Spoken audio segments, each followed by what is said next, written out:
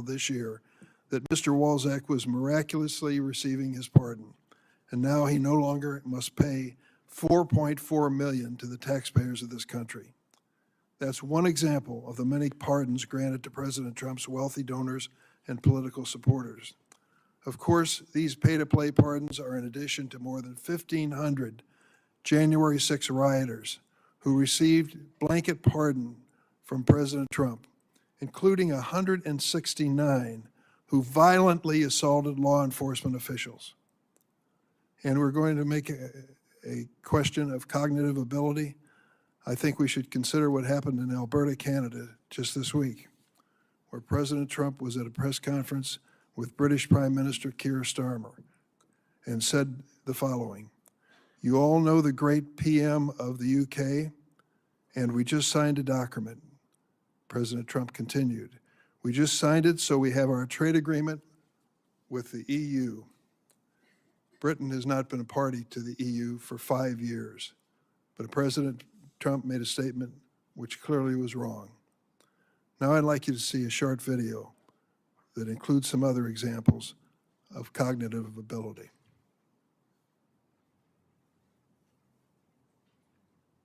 Don't you need to uphold the Constitution of the United States as president? I don't know that windmills are driving the whales crazy, obviously.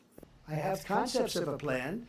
They're eating the dogs, the people that came in. They're eating the cats. They're eating the... I know about magnets is this.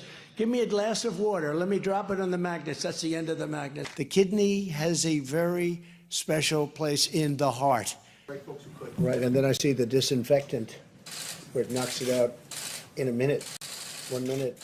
And is there a way we can do something like that by injection inside or almost a cleaning? This is a tough hurricane, one of the wettest we've ever seen from the standpoint of water. When you ran out the healthy arms, you ran out of really healthy. They had great arms, but they ran out. It's called sports. It's called baseball in particular. Can't understand a word he's saying. Did you just see Maduro, Venezuela? It's unbelievable. Well, I don't know about it. I mean, obviously, I'm not involved. He wants to know why the proclamation was signed in the dark. I don't know when it was signed because I didn't sign it. Other people handled it. Do any of these statements raise a question of cognitive ability? You be the judge. If my colleagues are truly interested in issues of presidential succession and disability under the 25th Amendment, I would suggest they embark on this constitutional journey with a proposed amendment, not today's political adventure. I yield. Good morning. I want to thank Chairman Grassley for convening this hearing and my colleague, Senator Schmidt from Missouri, for co-chairing this with me as we examine the constitutional crisis posed by the cover-up of President Biden's cognitive decline. The U.S. Constitution provides, as we all know, for 3 co-equal branches. Today, we're concerned about the chief executive, the President of the United States. As we know, the chief executive, the head of the executive branch, enforces the laws, appoints high-ranking officials, serves as commander-in-chief of our armed forces, can issue pardons, and can veto and advocate for legislation. But what are we to do when the president is incapable of performing these duties? Last June, the American public saw with their own eyes what many knew to be true, but would not dare to admit publicly. Our sitting commander-in-chief was suffering from severe cognitive decline, as evident by this video, which I will now show.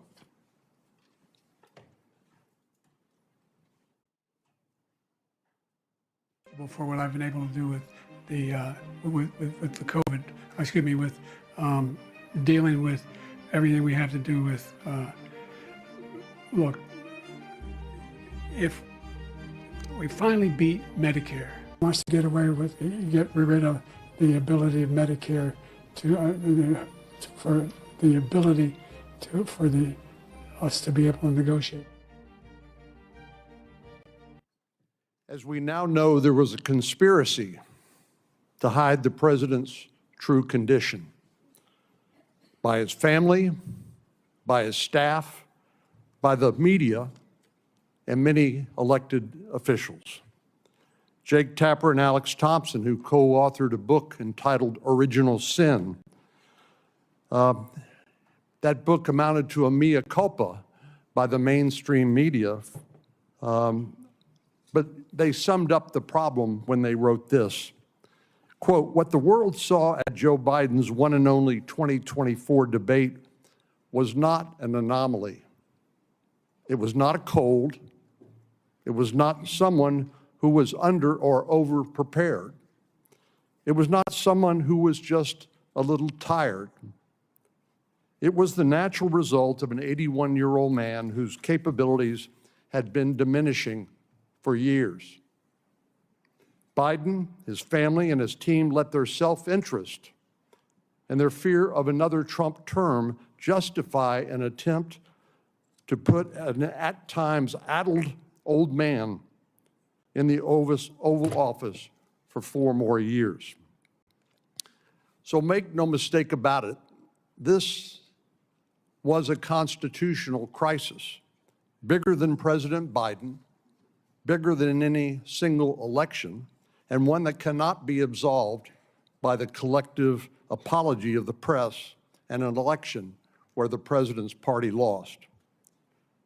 Current events, such as we are experiencing today in the Middle East, are a prime example of why we need a president with his full cognitive abilities, making important decisions involving war and peace.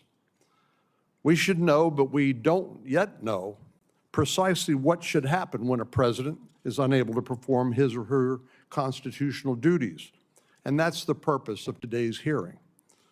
There are many unanswered questions from this scandal, questions that the authors of Original Sin failed to address in their book, questions that are foundational to the proper functioning of our government. We will address those here and shine a light on exactly what went on in the White House during the Biden presidency. We simply cannot ignore what transpired because President Biden is no longer in office. With a compromised president, our government's very legitimacy and capacity to function was undermined.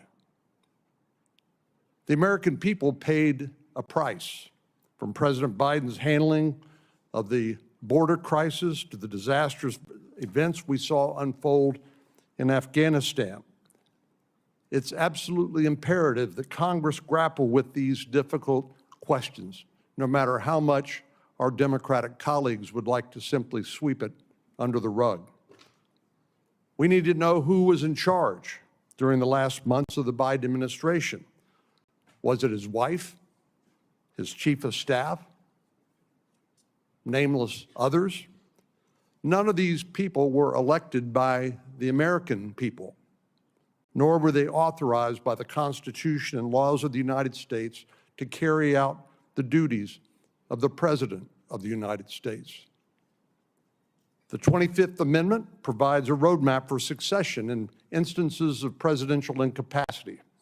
Section 4 gives the Vice President and a majority of the President's cabinet the authority to challenge the President's ability to carry out the functions of his office, subject to a vote in Congress. But in this instance, the Vice President and the cabinet, the very ones authorized by the 25th Amendment to question the President's capacity, they did nothing. Are there penalties when the when the cabinet and the Vice President refuse to carry out their duties under Section 4 of the 25th Amendment? Should there be more accountability? The framers of this amendment acknowledge that the execution of that amendment would depend on the good faith of the cabinet and the Vice President. But Biden's cabinet and the Vice President did not act in good faith. They acted in their political and personal self-interest. This is the great paradox of self-government. Many of the rules, traditions, and institutions that sustain our republic are self enforcing. The health and legitimacy of our democratic republic rests on the character of the men and women who serve in government. As a government, it is imperative that we have clear contingency plans when emergency strikes. And yes, it is an emergency when we have a sitting president who's unable to discharge the duties of that office. The concerns raised by this incident stretch far beyond the bounds of partisan politics. I will note that few of my Democratic colleagues are here today. Thank you to Senator Welch from Vermont for being here, leaving us with no other option than to take the boycotting of this hearing as an admission of guilt for their role in this crisis. We must not turn away from the search for answers, and it is not an overstatement to say that the future of our country could one day hinge on how we choose to act or not act on this very issue. I look forward to hearing from our witnesses this morning as we examine the difficult but necessary questions that must be answered from this monumental scandal. I yield to my colleague from Missouri, Senator Schmitt, who will now co-chair the hearing. Thank you. I do want to begin by expressing my sincere gratitude to Chairman Grassley for granting me the privilege of co-chairing this committee with my esteemed colleague, Senator Cornyn. The title of the hearing, Unfit to Serve, captures a sobering and undeniable truth.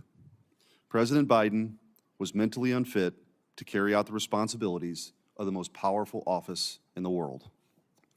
Given his mental incapacity, the American people deserve to know who was running the country the last 4 years. Today, as we seek to answer this question, it is deeply disappointing but not surprising that most Democrats on this committee have chosen to all but boycott the hearing and have failed to call a single witness. They have chosen to ignore this issue like they ignored President Biden's decline. Their absence speaks volumes, an implicit admission that the truth is too inconvenient to face. By refusing to engage in this critical examination, they abdicate their responsibility to the American people.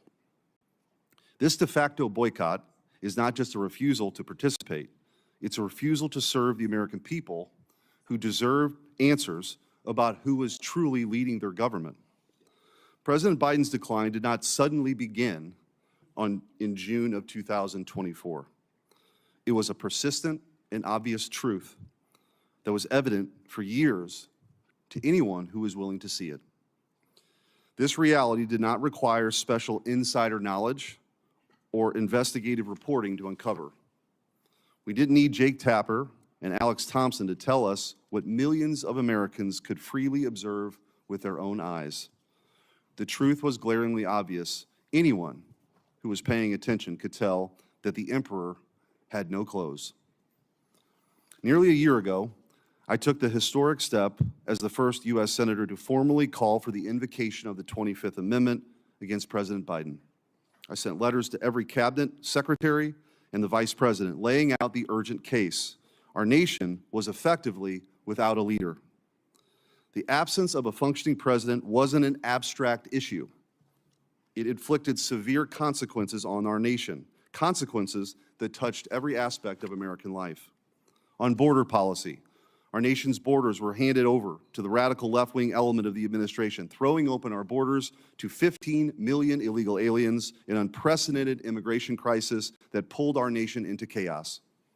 On foreign policy, haphazard and reckless decisions placed our warfighters in jeopardy, escalated conflicts around the globe, and led to a catastrophic humiliation on the world stage that claimed the lives of 13 American soldiers, including one Missourian, during the disastrous withdrawal from Kabul.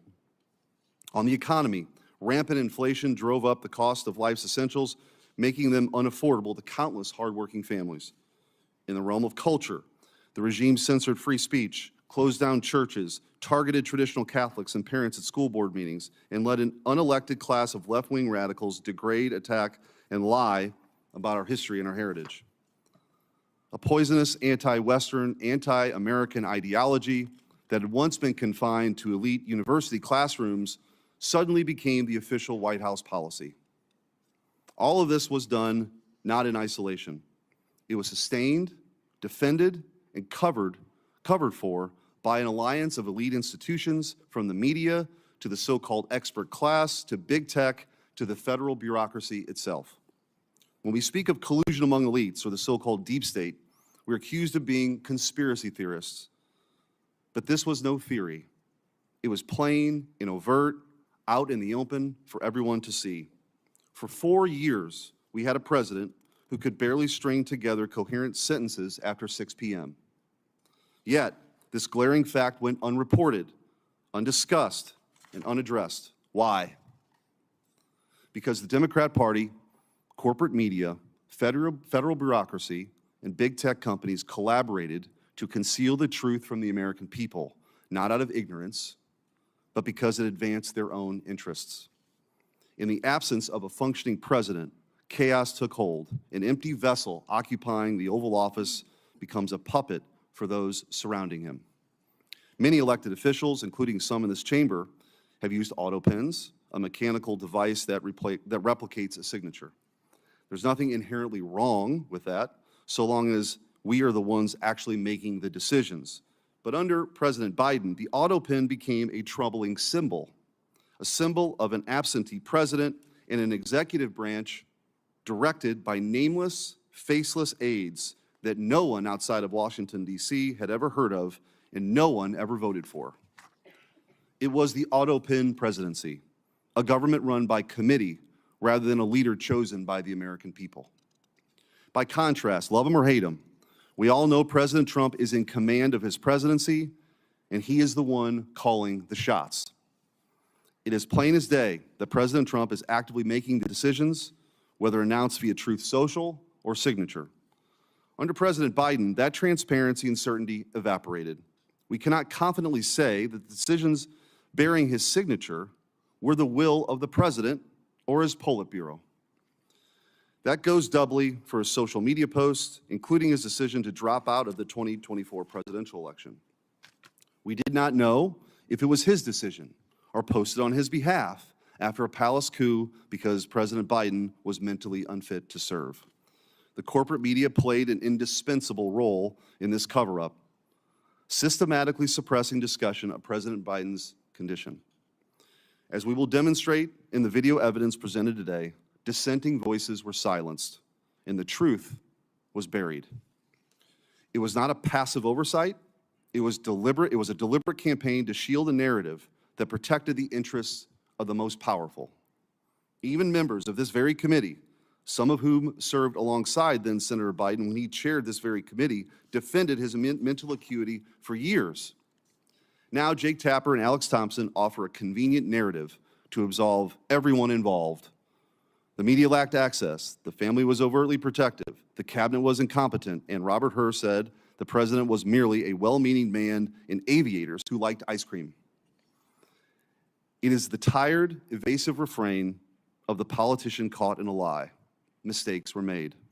Yes, mistakes were made, and every participant in the cover-up, from the media to the cabinet, is jointly and severally liable for what may very well be the greatest deception in our nation's history. Even their apologies today are framed in a way that absolve them from responsibility for this crime against the American people. They apologize for having missed the story. They didn't miss anything. They actively chose to ignore or run cover for the people in power. The Biden cabinet rarely met, and some members, like former Secretary of Transportation Pete Buttigieg, deliberately distanced themselves from the president to maintain plausible deniability. Even members of this committee were part of the Great Deception. The Monday after Biden announced he would not seek re-election, one member called the idea of invoking the 25th Amendment outrageous, insisting the debate performance does not reflect who he is or his capacity to govern as President of the United States.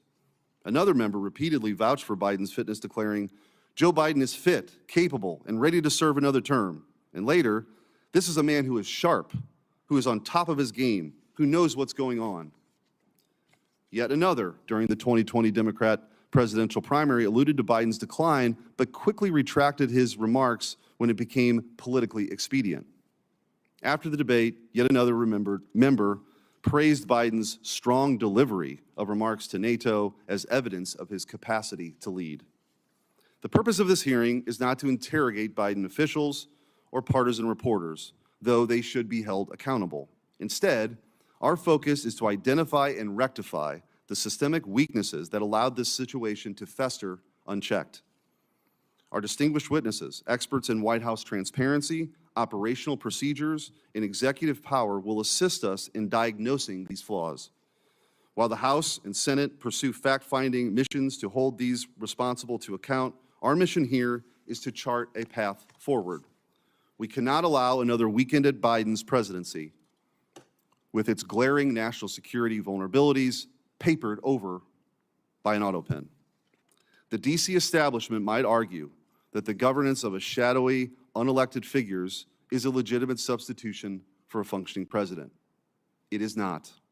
The American people cast their vote for a president, not a faceless apparatus. Article 2 of the Constitution vests immense authority in the President of the United States, a single individual. With that extraordinary power comes equally profound responsibility. At the Constitutional Convention, our founding fathers debated giving the President the title of Defender of the Rights of the American People. The security and well-being of the American people and their rights must take precedent over personal ambition. It is often said that power corrupts. I believe that power reveals. Over the past 4 years, this cover-up laid bare a disturbing reality. The left and the corporate media place their pursuit of power above the welfare of your families and your country. They dismissed your observations, urging you to not to trust your own eyes. We have a solemn duty to call this what it is, an abdication of constitutional duty. As was stated in Federalist 51, ambition must check ambition. If a president is mentally unfit to serve, we need a dependable mechanism to, at the very least, ensure that the truth reaches the American people. I look forward to the insights this hearing will yield and from our expert witnesses in the discussion that will follow. The public is counting on us to ensure this never happens again, because we won't always be fortunate enough to have a leader like President Trump who is so unmistakably in command. Senator Welch. Thank you very much. Senator Cornyn indicated the view of the hearing is that there was a constitutional crisis as a result of the cover-up of President Biden's decline. I believe there is a constitutional crisis. It's the collapse of Congress asserting its Article I authority to make decisions about the well-being of the American people. What has this Senate debated in the months that we've been here, other than nominations? Have we discussed the possible war with Iran? Have we had a serious discussion on the floor about the massive and mounting debt? Have we had any discussion about the abdication of congressional spending authority by the impoundment actions of an administration? Have we had a discussion about climate change that is causing havoc throughout the world? What we've done is gone to the floor and haven't debated. We've gone to the floor and voted on nominations. There's another issue of great concern to me, because I have enormous respect for my colleagues. Each and every one of us who was elected, it's the highest honor of our life. Each and every one of us came here because it is in our bones that we want to try to do something beneficial and make life better for the people we represent. And we have different points of view. But instead of this Congress debating those different points of view about oil exploration, or about clean energy, about a good healthcare system, what we do is turn that debate into personal accusations of motivations, of cover-up, of conspiracy, of bad character, of demeaning folks who disagree with us. So we never get to the discussion about how do we have a healthcare system that works for the people in Texas, the people in Louisiana, and the people in Vermont. We never get to the discussion about are we going to deny the reality of what we know is true, climate change, and how do we address that in a way that maintains a strong economy and actually builds a strong economy. We get into the accusations that if you disagree with me, you're a left-wing radical. We get into these discussions that if you disagree with me, you're a Marxist. We get into these discussions that fan the perception of the people we all represent, who desire nothing more than be able to take care of the families, live with some security, make a contribution in the communities where they live. That if a person disagrees with you, they are a bad person. We will get nowhere with that approach. Now, so many of the things that happened in the Biden administration, I totally supported, and many of you totally opposed. Those are policy disagreements. He came in with COVID. We got through COVID. We can debate about how we did it, but that was an accomplishment. The American Rescue Plan, we had the biggest jobs creation in the history of the country. The CHIPS and Science Act, acknowledging that we have to have a strong economy and be able to have the best chips here manufactured in the United States. We did that. The Federal Disaster Program improved significantly. And I can go on. And I'll take up something where we didn't do well, and that's immigration. You won that argument. But does it mean that those who disagreed with you along the way were bad people, should be labeled Marxist, should be condemned? The American people ultimately gets to decide. But to the extent that we have a responsibility that we share, Republicans and Democrats, whichever side of the issue you're on, is to debate the issue and not debase the people who are in the debate. That's what I see as the crisis that we're facing in this Congress. Our refusal to engage in the serious discussion about the issues that are having such an impact on the people we represent. And I'm going to tell you what I think is a cover-up. I think this big, beautiful bill done by reconciliation, where by decision of the majority, not a single member of the minority who represent half of the citizens of this country can even be in the room when the terms and the policies are being debated. We are not there. That is what I call a cover-up, because our responsibility to the people we all represent is to debate health care, is to debate our budget, is to debate about the debt that we're going to be leaving future generations. And there is no debate in what is going to be decided in the private back rooms amid discussions, not even of all the Republicans, but of some Republican leaders. That's what's going to have a lasting impact on the people every one of us represents, whether it be in Missouri, Texas, North Carolina, or Louisiana, or Vermont.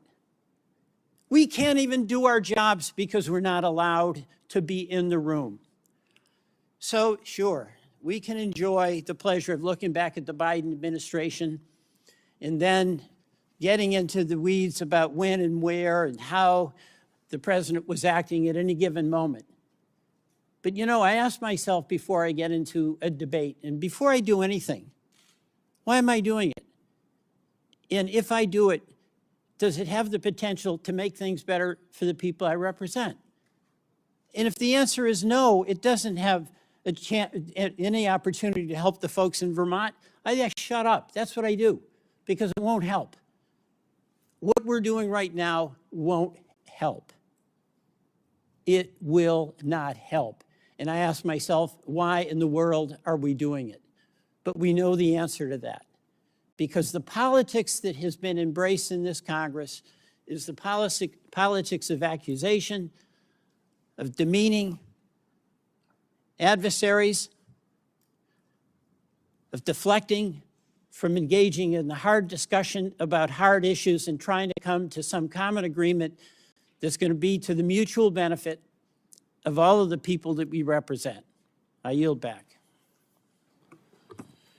Thank you. We'll now introduce the witnesses First up, from my left to right, John Harrison. John C. Harrison is the James Madison Distinguished Professor and Class of 1941 Research Professor at the University of Virginia School of Law. He's a graduate of the University of Virginia and the Yale Law School. After graduating from law school, he engaged in the private practice of law, then clerked for Judge Robert Bork on the U.S. Court of Appeals for the D.C. Circuit. From 1983 to 1993, he worked at the U.S. Department of Justice, including as Deputy Assistant Attorney General in the Office of Legal Counsel. He joined the law faculty at the University of Virginia in 1993. In 2008, he was on leave from the law school to serve as counselor on international law and legal advisor to the United States Department of State. His principal academic fields are structural constitutional law, administrative law, federal courts, and constitutional history. Skipping over the empty seat to Theo Wald. Theo Wald is a visiting fellow for law and technology policy at the Heritage Foundation. Wald is the former Solicitor General of Idaho. Previously, Wald served as the acting assistant attorney general in the Office of Legal Policy at the Department of Justice and deputy assistant to the president for domestic policy under President Donald Trump. Wald clerked at the U.S. Court of Appeals for the District of Columbia Circuit for Judge Janice Rogers Brown and the U.S. District Court for the District of Puerto Rico for Judge Jose Fuste. Wald is an intelligence officer in the United States Air Force. Wald holds degrees from Georgetown University, where he studied government and English, and from the University of St. Andrews, where he studied English literature, and a JD from the University of Notre Dame. Mr. Wald and his wife have 5 children and live in Boise, Idaho. Sean Spicer. Mr. Spicer served as the 30th White House press secretary, is the author of 4 best-selling books, and the host of The Sean Spicer Show. Mr. Spicer previously served as communications director and chief strategist of the Republican National Committee and worked for several members of Congress. He currently serves on the board of visitors of the U.S. Naval Academy, holds master's degrees from the U.S. Navy War College, and is in his 26th year of service in the U.S. Navy. Mr. Spicer is a native of Rhode Island and resides in Virginia. It is the tradition of this committee that all witnesses will be sworn in. If you'd please rise, I'll swear you in now. Raise your right hand. Do you swear that the testimony you're about to give before this committee will be the truth, the whole truth, and nothing but the truth, so help you God? Thank you. And now we'll start with you, Mr. Harrison, with your opening statement.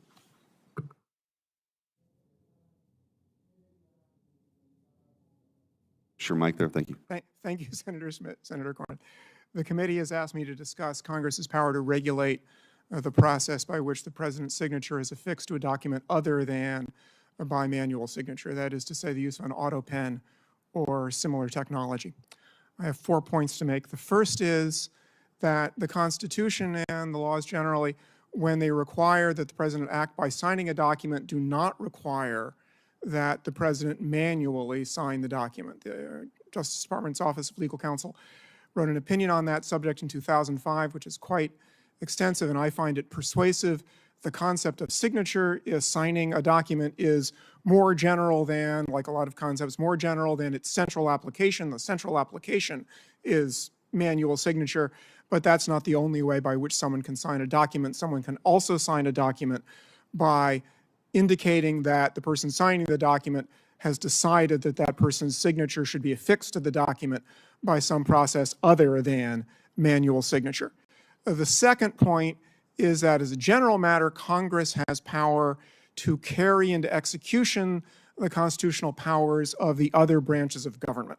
The last power that is conferred on Congress by Article 1, Section 8, is the end of what's called the necessary and proper clause, and it provides that Congress shall have power, I'll read the whole clause, to make all laws which shall be necessary and proper for carrying into execution the foregoing powers, that's Congress's other powers there in Article 1, Section 8, and all other powers vested by this Constitution in the government of the United States or in any department or officer thereof. That's the last part. That's the part that's relevant here. It's sometimes called the horizontal necessary and proper clause because it operates horizontally among the 3 co-equal branches. Congress is the legislature. There are times when one of the other constitutional powers can use support that can be given only by the force of law. and that is something that Congress can do with a horizontal and necessary and proper power. The next thing I'll say is there are some principles, I think, that should govern exercises of the horizontal, necessary, and proper power. The first is that it operate to support, to assist, to make cause to function better the power that is being carried into execution, be it that of the president or that of the federal courts. The second is that in supporting the other powers, Congress not seek to exercise powers that are vested elsewhere, like the power to decide cases, like the president's power of pardon. And third, when Congress exercises that power, it should make sure not to put substantial burdens on the exercise of the other powers that it's seeking to support, powers that once again are vested elsewhere than in Congress by the Constitution. I think Congress can regularize the process by which the president's signature is affixed without his manual signature in a way that would be consistent with Congress's horizontal, necessary, and proper power. In particular, Congress can require that when the president indicates that his signature is to be affixed to a document without manual signature, that that decision by the president be documented and some individual record that the president has made that decision, and that be made part of the public record, say by being published in the Federal Register or the weekly compilation of presidential documents. A statute like that would carry the president's power into execution, because making sure that the president really has made a decision and that it wasn't made by someone else with the president's Autopen is a way to make sure that the power is properly exercised, that is, by the president. As long as a statute like that is completely neutral, applies the same way to all presidential decisions, it shouldn't raise any problem of Congress trying to control the president's authority. Again, constitutional powers are vested in the other branches and supported by Congress under the horizontal, necessary, and proper power. And third, a requirement of documentation. Well, the White House does a lot of documents. The requirement of documentation would not place a substantial additional burden on the president and the processes by which the president acts. And I would suggest that if the committee consider legislation along these lines, that it inquire into the paper flow process currently used in the White House so that any statute Congress enacts will make that process work better rather than burdening it, making it not work as well. Thank you. Thank you. Mr. Wald. Senator Cornyn, Senator Schmidt, members of the committee, thank you for the opportunity to testify this morning about how the cover-up of President Biden's mental decline endangered America's national security and undermined the Constitution. The U.S. Constitution vests executive power in a single person, the president. At the founding, the president exercised the executive power through only a small group of trusted advisors and personnel. In fact, President Washington had a 4-member cabinet. Today, the president directs a Leviathan executive branch with 15 cabinet departments and at least 4 million full-time executive branch employees. The executive branch proliferation has a single source of democratic legitimacy, that by order of U.S. Constitution's Article 2, the president is both elected by the American people and vested with the executive power, all of it. Traditionally, the president takes positive actions and authenticates those actions through his signature.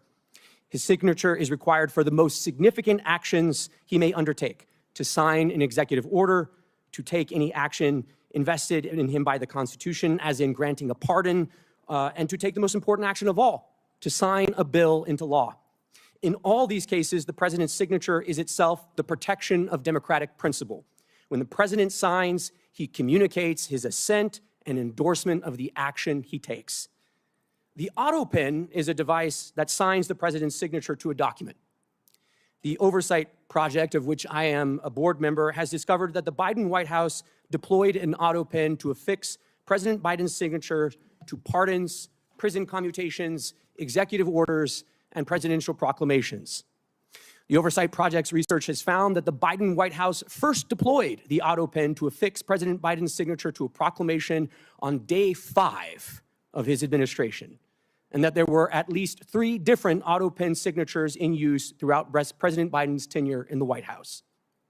In June 2022, the Biden White House began deploying the Autopen to sign clemency warrants and executive orders. Autopen use skyrocketed from there. we found that of the 51 clemency warrants issued during the Biden presidency, over half, 32 in total, were signed with an Autopen. And these include some of the most controversial acts of clemency of the Biden presidency, including death row commutations and the preemptive pardons of members of the Biden family, Dr. Anthony Fauci, General Mark Milley, and more that were issued in the final days of the Biden presidency. We reviewed President Biden's schedule in his publicly available media and were unable to find any record of President Biden's personally approving these actions, such as a statement issued by the president himself to reporters. In addition, we found that the Biden White House used the Autopen to affix President Biden's signature to clemency warrants and executive orders while the president himself was in Washington, D.C. for at least some of that day, and thus was presumably available to sign important executive actions. Finally, we found multiple days where President Biden wet-signed a bill into law, but used an Autopen to issue an executive order or for other important executive actions. The Biden White House's widespread use of an Autopen to affix President Biden's signatures to documents that exercise executive powers belonging solely to the president poses significant constitutional, legal, and practical considerations. Once the president's signature is copied and loaded into the Autopen, the machine can sign documents as the president himself would. To be blunt, by using the Autopen, anyone can sign documents as the president himself. Now, to be clear, I'm not here today to suggest that the Autopen is bad. It's just technology. I'm here today because of questions concerning President Biden's capacity and whether the Autopen was used to usurp presidential power or to conceal the president's decline. As the sitting president's mental acuity declined, potentially to the point of incapacitation, his administration's expansion of the powers of the presidency raises more questions than answers. Any investigation into this matter should focus not only on whether President Biden directed or authorized subordinate staff to take action in certain instances, but whether he had the capacity to do so at all. The 25th Amendment lays out clear procedures for what to do when the president is incapacitated. It was carefully drafted and informed by our nation's history. The Biden administration ignored it all to aggrandize executive power and push the country further in their preferred ideological direction. It is our obligation at this point to get to the bottom of these issues and to ask the important question as to whether or not the Autopen and other devices were used to cover and obscure President Biden's mental decline, undermining our national security and also the Constitution. Thank you for the opportunity to testify this morning. Right on time, pretty impressive. Thank you. Mr. Spicer. Chairman Schmidt and Cornyn, members of the committee, thank you for having me. I was asked to share my experience as a senior White House staffer with respect to the interactions that I and other senior staff had with President Trump during his first term. During my tenure as press secretary, I interacted with the president multiple times every day. Most days I would talk to him by phone or in person early in the morning and then multiple times throughout the day, including weekends. For the most senior positions in the White House, those designated by the rank of assistant to the president, which includes the White House chief of staff, the White House counsel, and the press secretary, it is critical to have regular interaction with the president. The position of press secretary especially demands this type of consistent and intentional communication.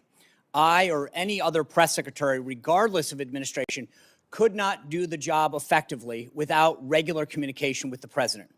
It was my responsibility to have the most up-to-date understanding of President Trump's position on policy, personnel, and everything in between. Admittedly, I made a couple of rather high-profile mistakes during my tenure. You may have read some of them. But in all cases, those mistakes occurred when I wasn't connected with the president's thinking or position on a particular issue or policy. Coordinating and collaborating among even the most senior staff cannot replace direct communication with the president himself. In my position, I was very well acquainted with the president's work, his day-to-day responsibilities, and his fitness for office. I watched him serve with the strength and endurance of a man half his age. As you can see on almost a daily basis through events, statements, and social media posts, he's up early and ends his days very late.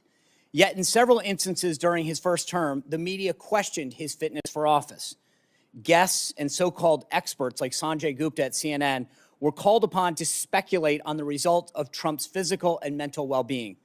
The Washington Post ran hit pieces with headlines like, "The White House struggles to silence talk of Trump's mental fitness." Vox wrote, "Is Trump mentally unfit to be president?" NBC ran a story by the Associated Press that raised mental health concerns regarding the president. CNN's Brian Stelter questioned if members of the news media were, quote, tiptoeing around obvious questions about President Trump's instability. These headlines were not isolated instances. Most major news outlets ran with these ridiculous type of propaganda pieces. To use one of the media's favorite terms, these inquiries were without evidence. That brings us to the juxtaposition of how the very same media covered the Biden administration. To be blunt, the legacy media failed the American people. They failed to do their job. Many, rightly so, believe the media in this country is culpable in covering up the obvious decline of the 46th president of the United States. The scrutiny that was baselessly directed at President Trump during his first term was wholly absent from the media coverage of the Biden White House. The media lacked any sense of curiosity that would naturally stem from what the public could see with their own eyes. Even in the face of deeply concerning and public signs of President Biden's mental and physical decline, legacy media outlets were silent. Biden and his senior aides flatly dismissed the need for a cognitive test during his tenure, as had been requested of President Trump. Yet no protest was heard from the voices that were so critical of Trump. With the exception of a couple White House reporters like Fox News Channel's Peter Doocy, reporters generally refused to breach the subject at White House briefings. News outlets weren't the only ones complicit in covering up Biden's decline. Presidential staff would have or should have been interacting with Biden on a daily basis. At best, his administration was grossly negligent. At worst, Biden's staff actively concealed his fitness for office. When White House Press Secretary Karine Jean-Pierre said President Biden could run circles on her, there were only two possible conclusions: that she herself was in poor health and in need of medical assistance, or that she was lying. There is no question that a vast difference between how President Trump interacted with his staff and how President Biden did. Whether one supports President Trump or not, he is clearly the most accessible and transparent president in modern history. And there is no question who is running this country. The same cannot be said of President Biden. It is the president who is elected by the American people. The role of staff is to execute his agenda and policies. I thank the committee for holding this hearing so that going forward, the American people can have the confidence in who is running the country and making critical decisions. The American people deserve no less. Thank you for those opening statements. The minority did not call any witnesses for today's hearing. They have chosen to ignore the hearing as they chose to ignore President Biden's mental decline, but we do have a short video of some previous statements from Biden administration officials and Democrat Party officials telling us not to believe our lying eyes. We can play the video.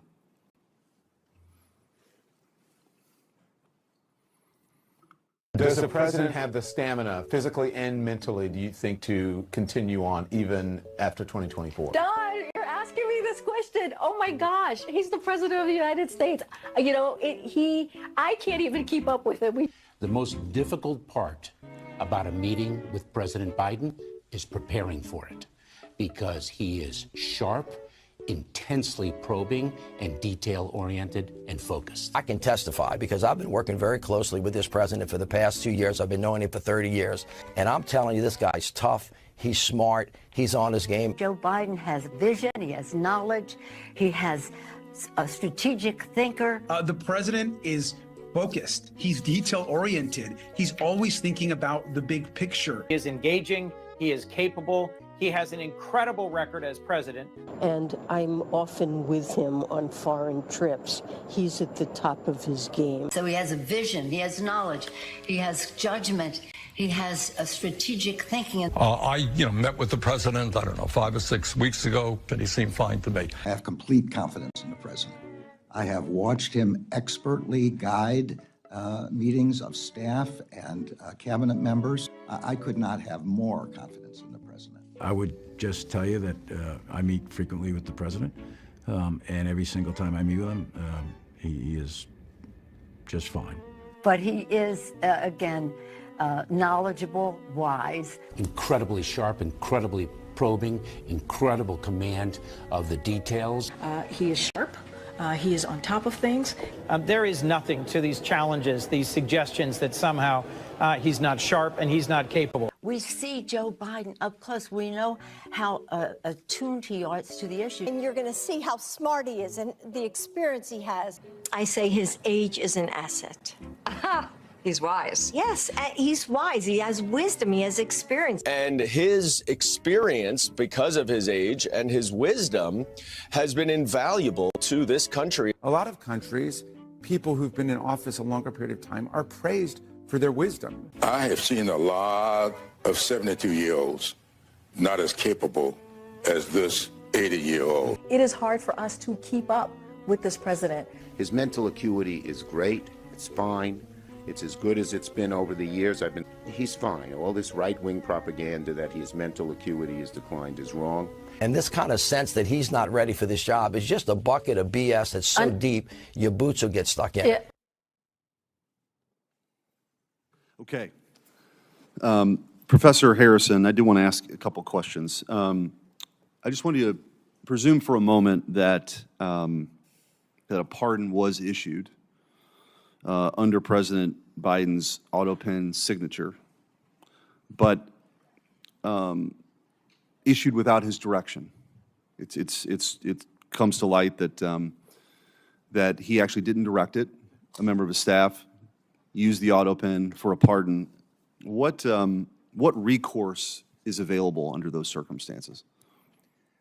Well, Senator, I think there would be two questions. The first has to do with whether, and I can't answer it other than to identify the question, which is to say sometimes documents that are properly authenticated are treated as having been validly issued even when they're not. That can happen. There are legal rules that produce that result, and I don't think there is such a rule about a pardon, but I would have to inquire into that again because there are such rules. The other thing I'd say is that for a pardon particularly, the only situation I can think of that clearly would bring into question whether the pardon was valid, which was the first question, was if the government sought to prosecute someone and the person who reportedly received the pardon offered the pardon as a defense, then the government might say that no, the pardon was invalid and therefore you weren't pardoned, you're still subject to prosecution.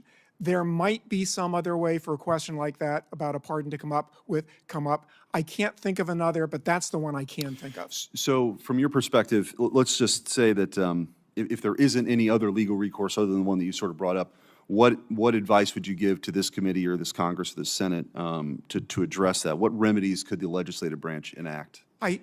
It's hard to think of anything Congress can do ex post. That's why I do think that it would be advisable ex ante to improve the process of authentication and make it more clear that documents that are signed by Autopen really do reflect a decision by the president.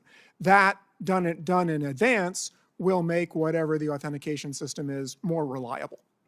Mr. Wald, given sort of the role that you played in trying to provide more transparency of what happened during the 4 years under Joe Biden, who was running the country under Joe Biden? Let's just take the last 2 years. It's a great question, Senator, and at some level, I'm not the right witness for this hearing. I mean, there should be members of the media here, maybe some of your Senate colleagues who had known the president over the years and obviously had close proximity during the time of his administration, and obviously his staff.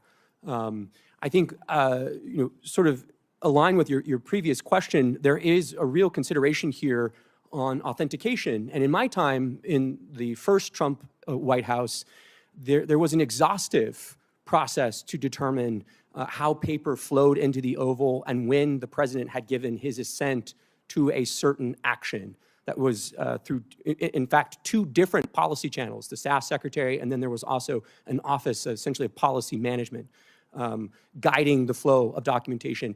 If the Biden administration staffers and personnel wanted to put this to bed, they could very easily dispel all of this by saying, here are the documents that show the president assented to these actions. The Trump administration would have that. Previous administrations would have that. And if that's not there, then there is cause to improve the way that executive branch employees authenticate actions undertaken by the president. Yeah, I mean, the president actually performing the functions of president is kind of an important thing in our constitutional order. You had, kings used to affix their seal to show that this was an official declaration from the sovereign. In this country, the sovereign are the people. They delegate, the authority to their elected representatives. And as you mentioned in your opening statement, there's only one person elected by everybody. So that signature, this is not just a small point, that signature issuing a pardon for someone who'd been convicted of a crime, or in the case of Joe Biden, these preemptive pardons, which are sort of unprecedented, is a big deal. And I think that's part of the reason why we're here today. Mr. Spicer, I wanted to ask you, you alluded to this, but the media is so desperate to make sure President Trump never got back into office. Of course, you saw the lawfare that took place, but then, of course, this narrative that Joe Biden was fine, don't believe your lying eyes, and told that they couldn't deny it anymore based on the debate. Could you just kind of compare that to your experience when you were, press secretary for President Trump, to sort of the inquiries that were made daily about his mental acuity versus the inability to do that during the 4 years under Joe Biden? Senator, in many cases, there was no inquiry. They would just run with a story, having guests on that would question his physical or mental acuity, speculate on it, bring guests on that would speculate it. We would often then push back on those kind of stories.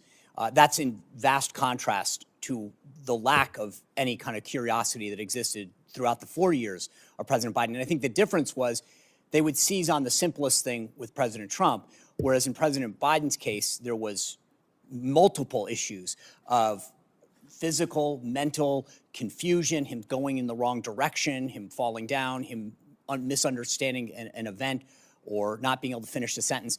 That was never the case with President Trump. They were almost manufacturing instances in his case without actually trying to get to the bottom of a story or inquire within the press office to get our response. They would go with the story, then we'd push back. With Biden, my understanding from the conversations that I would have with the media is they would never ask. They just literally were basically afraid to go there. Senator Cornyn.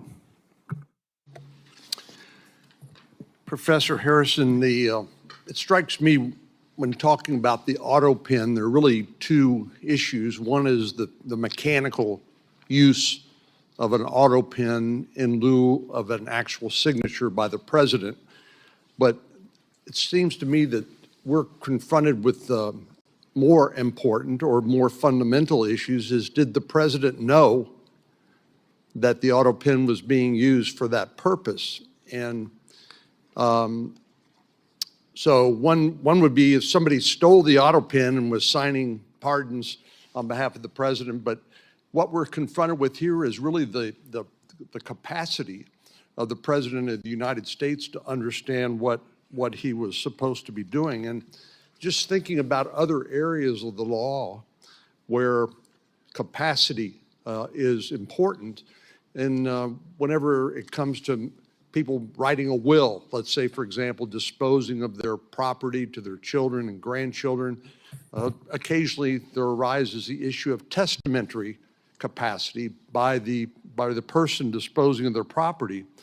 And generally speaking, to have testamentary capacity, that person must understand they're signing a will, they comprehend the nature and the extent of their property, they recognize their relationships with potential beneficiaries, and understand how the will disposes of their assets. So why can't we have a similar inquiry into the executive capacity, let's say, of the President of the United States to actually know what he or she is doing? Senator, you're absolutely right that question, whether the president or somebody else who holds official power has the legal capacity to exercise it, is distinct from authentication of documents. Authentication of documents is important, but capacity is another question. With respect specifically to the president, I think the answer there is, and this may be out of the frying pan into the fire kind of answer. The answer there is Article 2 and then the 25th Amendment deal with the situation in which the president is unable to exercise his powers and duties. And I think it's a reasonable inference, although the Constitution doesn't come out and say this, that a president who is not determined to be unable through now what's the 25th Amendment process for making that determination. There's no process in Article 2 itself. The 25th Amendment added something. A president who has not been, pursuant to the 25th Amendment, determined not to be able to exercise the powers and duties of the president is presumed to have capacity to do that. I say that not on the basis of any sort of, other than practice, that's the way it's been for a couple of hundred years, but I think that is a reasonable inference from the fact that the Constitution does make a provision about what happens when the president's unable, and the 25th Amendment then provides a process to determine by which the president's unable. Mr. Wald, following up on Professor Harrison's answer, the 25th Amendment requires actions by the vice president and a majority of the cabinet to declare the president incapacitated, incapable of carrying out his or her duties. But there doesn't appear to be any accountability or any remedy when they fail to act as they did in this case.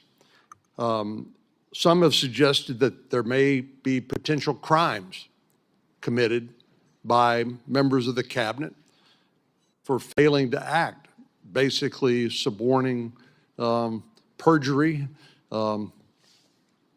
forging government documents, impersonating a federal officer, making false statements, conspiracy to defraud the United States, obstruction of justice, wire or mail fraud. Those are all statutes, criminal statutes that are on the books.